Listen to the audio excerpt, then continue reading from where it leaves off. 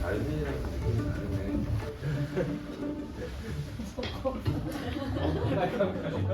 크리에이티브 센터 센터장으로 일하고 있는 허정원입니다. 아모레퍼시픽에서 상품과 공간, 그리고 콘텐츠 영역까지 다양한 프로젝트를 리드하며 아모레퍼시픽 크리에이티브 센터를 이끌고 있습니다. 시작하면 됩니까? 네. 오늘은 센터장님이 아닌 저장님으로 맞이하는 시간으로 만나고 싶어서 특별히 초대하게 됐습니다. 이야기를 할 수 있는 기회를 줘서 고맙고요. 저는 뭐 여러분처럼 인하우스 디자인으로 시작을 해서 지금 이제 인하우스에 있고 회사만 다녔어요. 주로 이제 회사의 업무를 통해서 그런 일들을 하다가 이제 이름을 달고 책을 이제 처음 내보는 경험을 하다 보니까 생소하고 낯설고 발가벗겨진 느낌? 제일 먼저 들었던 생각은 별로면 어떡하지? 이런 생각이 진짜 많이 들었고 이게 공감이 될까? 이제 그런 생각도 상당히 좀 많이 하면서 책을 썼고 하지만 제 삶의 버킷리스트기도 했고 한 번은 해보고 싶었던 거다 보니 한번 넘어서 봐야 되겠다 라고 해서 책을 쓰게 됐습니다. 네, 저를 모르시는 분들한테는 센터가 어떤 일을 하는지 좀 설명을 드리려고 했어요. 그러면서 우리가 소소하게 담고 있는 그런 가치, 인하우스에 있지만 이들도 주인공이 되는 경험을 하나하나 좀 차곡차곡 쌓아가는 활동들로 크리에이티브 센터의 얘기를 살짝 던지려고 했고요. 제가 이제 책을 쓰면서는 이런 얘기들을 담고 싶었던 것 같아요. 주제를 정해놓고 책을 쓴 건 아니고 이 습관은 정말 15년, 20년 됐어요. 제 생각들을 온라인에 좀 적어놓는 곳이 있는데 모아보니 이런 종류의 얘기들이 많았고 책에는 창의성은 욕구다. 이제 결국 하고 싶어지는 것과 창의성이 연결된다는 메시지. 그래서 제가 이제 용기에 대한 말을 많이 하는데 어떤 생각이 떠올랐을 때 그걸 나누고 주장하기 위해서는 용기가 필요한 것 같아요. 그런 이야기, 하고 싶음의 중요성, 그리고 발상이라고 하는 건 혼자 일어나는 과정이라면 결국 우리가 하는 일들은 공명이 되어야만 실체가 된다는 측면에서 그 두 가지를 좀 같이 얘기하고 싶었고 이제 기본적으로 일반적인 일과 CP를 구분을 해서 CP는 구성원 개개인이 오너십을 가지고 스스로가 이제 제안을 하기도 하고 혹은 센터 팀에서 어떤 과제에 스스로 자원하기도 하는 이런 구조.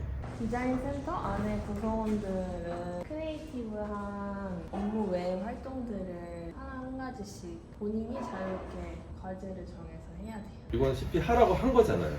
이건 자발성이야.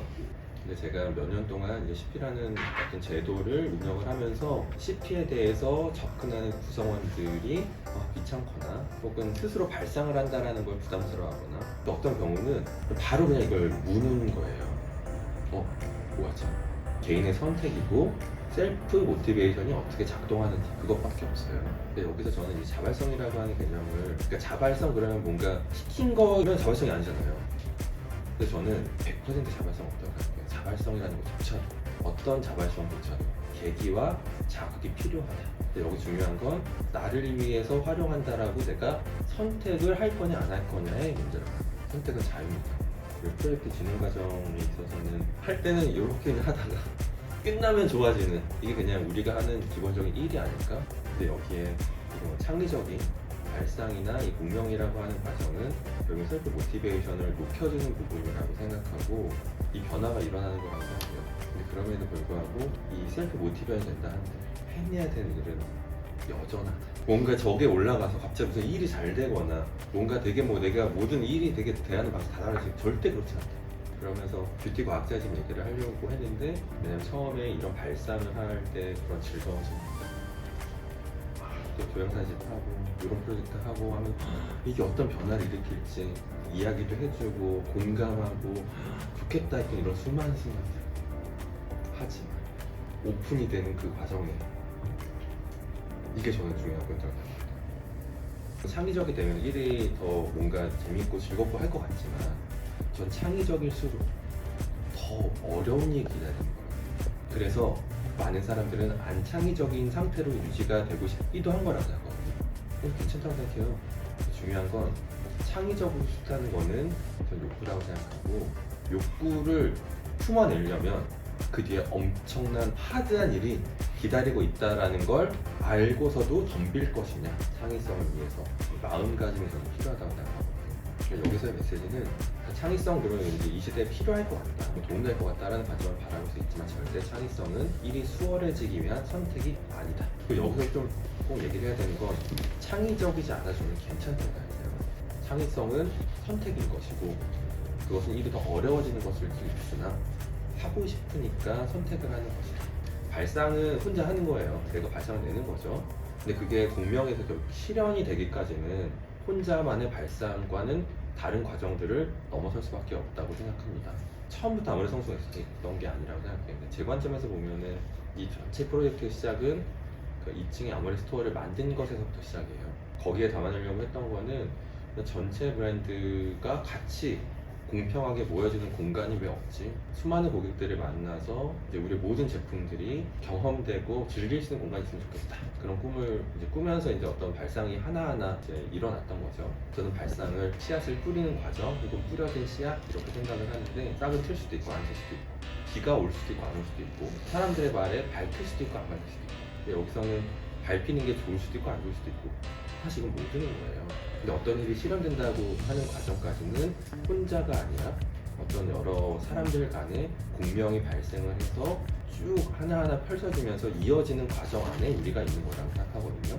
그리고 발상이 이제 공명이 되려면 좀 세 가지가 필요한데 우선은 내가 진짜로 왜 하고 싶은지에 대해서는 정말 좀 중요하다고 생각해요.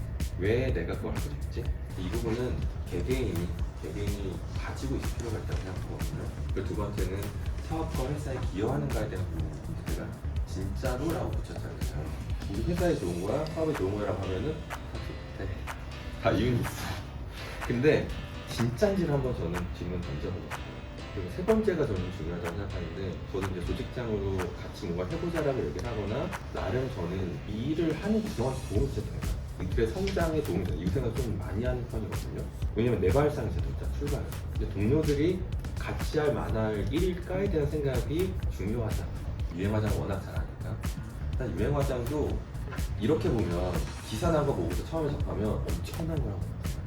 하지만 이 단계는 소소하기도 했고 우리 회사가 가지고 있는 이런 헤리티지에 대한 애착, 긍정적인 마음 처음에는 뭐 해볼 수 있을까? 뭐 전략팀하고 같이 그 콤보드에다가 막 붙여놓고 얘기를 나누면서 사내 전시회 보면 어때? 이제 이런 하나하나의 발상 과정을 통해서 책을 만들어 보면 어때? 막 이런 쫙 연결이 되고 책이 나오는 시점 디지털이 중요하다 보니 디지털 콘텐츠 좀 만들면 어때? 갑자기 일이 또 커지고 그러다 보니까 정말 많이 먹거든요. 이것도 비토도 많이 왔지만 이것도 많이 왔어요. 비토는 진짜 많이 난 보고 싶어 라따따따 울린 심장 그래서 이제 펀딩도 하고 이러다 보니 또 새로운 사람들이 공명에서 붙어서 이런 공간도 만들어야 되고 이게 처음부터 한 번에 만드는 과정이 절대 아니에요. 하나 붙어가면서 아직도 여정이 이어지고 있잖아요. 공명돼서 실현되는 과정에 대한 얘기기도 하고 이 부분은 여기까지 커졌어 이미. 이런 얘기예요. 이런 얘기고 이제 메시지를 좀 이렇게 마무리하면서 가려고 했고 뭐 아시는 분들은 아시겠지만 저는 이걸 저 약간 좌우명처럼 항상 가지고 있는데 20대 때 고등학교 친구가 저한테 처음 알려준 말이고 그러니까 끌린 부분은 천재성도 아니고 힘도 아니고 마술을 이끈다였거든요. 마술은 제가 한 게 아니잖아요. 여기 끌렸어요. 우리가 한 일들을 할 때 뭔가 주장을 해야 될 때 용기를 내보려고 하고 있고 영어를 찾아보면 이제 whatever you do or dream you can do, begin it. 이런 또 멋있는 말이 붙기도 하고 그래서 이제 이런 말을 저는 받아들여서 현재 작업을 하고 있다. 이렇게 책에 대한 내용을 간략히 공유드립니다. 일단 미리 질문을 몇 가지 받았는데 지금 현장에서 질문이 있을 수 있어서 일단 저도 궁금한 게 있거든요. 제가 아마 이 토크였으면 이렇게 못 물어볼 것 같은데 읽어보셨어요? 어떠셨는지가 좀 궁금합니다. 제가 일단 알던 모습과 몰랐던 그런 부분들도 알게 되는 재미도 되게 있었던 것 같고 생각도 있지만 그런 철학적인 거나 이제 인문학적인 것까지 책을 전개하는 부분들이 좀 많이 와닿긴 했었거든요. 솔직히 저는 평소에 하는 얘기를 그렇다고 생각했는데 알던 모습과 달랐던 모습이 있나요? 오솔레미오 배 위에서 불렀던 그 다음에 느낌이 한번 궁금하게 돼요. 런던 밑에 있는 그쪽에 그 뉴볼드라고 하는 지역에 교수님으로 가게 되신 분이 계셔서 복학하기 전에 서머 스쿨 오브 잉글리시 좀 놀러 갔죠. 거기 이제 외국 친구들을 만났는데 다 어렸어요. 그러니까 이탈리아어는 O로 끝나면 남자고 R로 끝나면 여자예요. 나폴레타나. 나폴리의 말을 쓰는 발랄하고 청순한 어린 어떤 소녀 이렇게 알게 되고 걔랑 이제 걔 언니도 이제 같이 있었는데 되게 친하게 정말 지냈어요.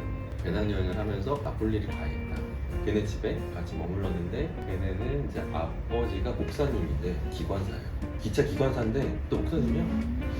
아버지가 운전하는 기차를 보면서 같이 막 손도 들고 그러면서 이제 거기서 이제 나폴리 사람이 노는 방식으로 근데 거기는 배 타고 이렇게 나가서 블루라고 했나?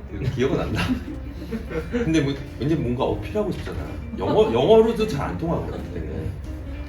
나 이탈리아어 알아 하는 게 뭐 솔레비오밖에 없는 거야. 그래서 블루겠다. 그들은 동양 남자를 만날 일이 별로 없지. 그렇게 못 부르는 것도 아니거든. 그래서 약간 불렀지. 그렇게 하다 보니까 이제 뭔가 분위기가 되게 무르익고 너무 친해지고 그래서 이제 그런 심리. 그래서 저도 약간 꿈 같아요. 진짜 이게 나에게 일어난 일인가? 저도 계속 똑같은 것 같아요. 저도 고등학교 때 약간 그런 외국인과 부른 적도 있었고 약간 그게 실기였고 저도 합창부를 했거든요. 그래서 그 공명의 느낌을 되게 즐겨 했고 사실 제가 일을 하면서도 혼자 하는 것보다 여러 명이 하는 걸 항상 좋아했던 것 같고 그게 대학교 때 과제할 때도 팀플도 좋아했고 근데 그거를 어떤 느낌으로 표현해야 될지를 되게 몰랐었거든요. 난 그냥 혼자 하는 것보다 여러 명이 같이 하면 좋던데 이게 약간 표현이 안 되는 거예요. 근데 딱 공명을 딱 보는 순간 이거였구나 약간 그런 느낌이 와가지고 그 단어 하나에서 사실 좀 끝난 것 같아요. 제가 이렇게 출판사에서 여기저기 책을 돌리면은 다 여잔 줄 알았단 말이에요. 뭐 제 표현이라기보다는 글을 좀 섬세하다고 느끼나 봐. 여잔 줄 알고 읽다 보니 군대 갔다 온 그런 반전이 있었다고 하더라고. 읽었을 때 들었던 감정은 약간 저를 좀 훔쳐보는 듯한 느낌이 들어서 묘함이 느껴졌어요. 저의 상사분의 그 사적인 이야기를 본다는 것 자체가 조금 되게 저한테는 새로운 경험이고 묘한 감정을 일으켰었고 그래서 재밌었던 것도 좀 있었던 것 같고 그리고 글이 어렵지 않고 달락달락 짧지만 명확하게 써져 있어서 이해하기가 좋았고 평소에 본인의 생각을 말씀을 되게 잘하신다고 생각했었는데 그게 글로도 조금 느껴지는 게 디자이너로서 부러운 능력 중에 하나였어요. 조금 타고난 것도 좀 있었다고 생각이 드는데 개인적으로 부러웠던 능력이었어요. 아직도 그 낭만을 간직하고 계신 것 같아가지고 상민의 낭만을 이렇게 읽을 수 있어서 너무 좋았어요. 이렇게 책을 쓸 때 되게 에세이니까 많은 글들이 있잖아요. 이걸 하나의 주제로 이렇게 묶으셨는데 좀 팁이 있으면 알려주시면 좋겠어요. 저는 그 제목이 결정되는 순간을 잠깐 얘기를 해보면 대부분 쓸 정도까지만 갔을 때도 익명의 디자이너였어요. 근데 약간 전략적인 접근이었을 수도 있겠지만 디자이너한테 이렇게 너무 아깝다. 가까워요 이렇게 얘기를 하시는 거예요. 그런가? 그래서 제가 이제 할 때도 솔직히 저도 원래 태생이 약간 미대나고 이런 방식은 아니다 보니까 저는 처음에 이제 디자인 영역을 바라보는 시각도 사실 옛날부터 좀 달랐어요. 디자인은 그 꾸미는 쪽에 그게 안 중요하다는 게 아니라 그 범위 안에서의 전문성의 깊이만을 추구하는 것 자체에 좀 문제식도 있었고 사실 우리가 넓히려고 방식을 하고 결국엔 우리가 이야기를 나눠야 되는 대상이 디자이너가 아닌 대상인데 그 대화를 잘 못해서 자꾸 이 영역이 고립되는 거 아닌가 막 이런 생각도 하다 보니까 꼭 이 영역에 국한되는 게 아니라 최대한 많은 사람에게 전달되면 좋겠다 이렇게 좀 생각을 했던 것 같아요. 그러니까 출판사 처음 들어가서 좀 구경도 하고 해서 둘이 이제 테이블에 앉아가지고 이렇게 이런 제목을 어떻게 하지? 라고 얘기를 하다가 한 30분인가? 그냥 아무 얘기나 막 던지다가 제가 하는 일 얘기하고 뭐 공간 얘기하고 하다 보니까 먼저 이제 출판사 대표님이 생각의 공간 하나만 던졌는데 너무 부르다가 생각의 공간 생각이 아닌 것 같았어. 뭐 막 조합을 하다가 창의성이라는 욕구를 다룬 딱 두 개 딱 던졌는데 두 개 딱 하나가 되니까 너무 세상에 브레인스토밍 과정이 저는 깜짝 놀랄 정도의 경험이었어요. 주거니 왔거니 하면서 계속 뭔가 생각들을 교류하면서 딱 그 두 개가 그 이름이 정했어요.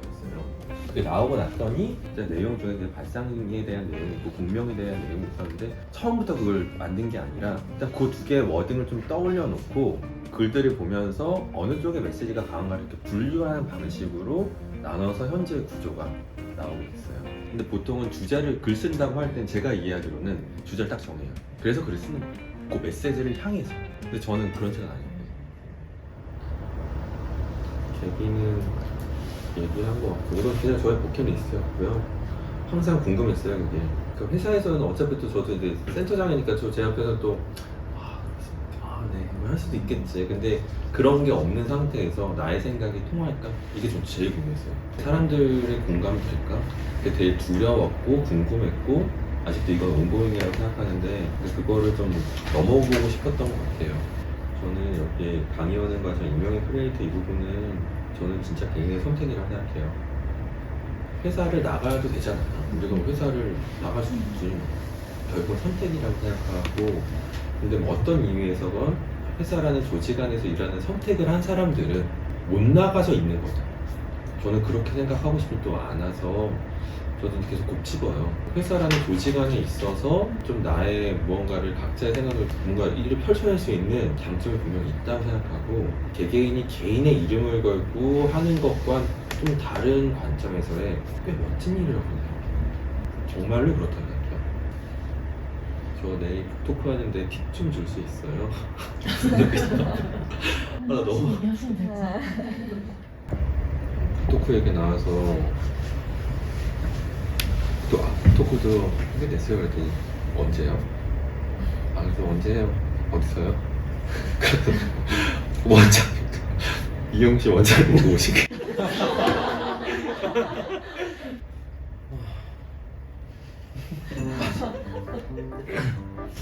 어떡하지? 근데 저는 기본적으로 좀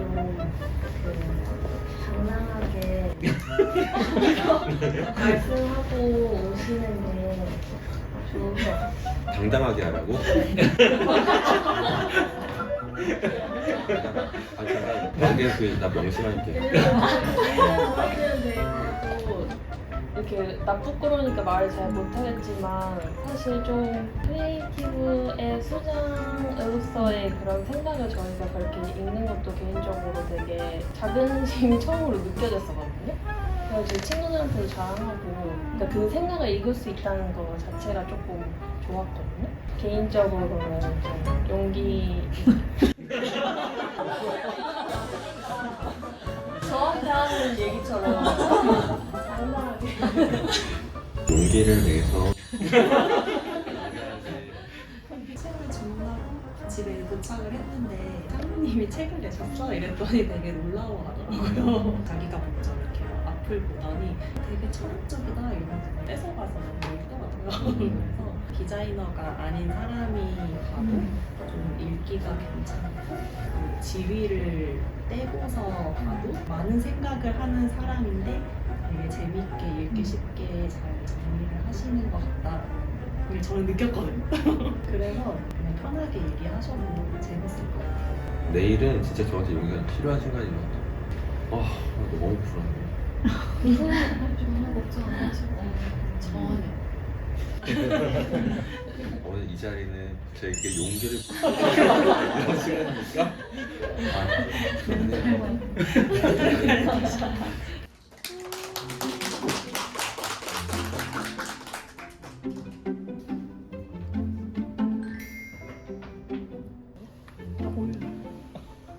얼굴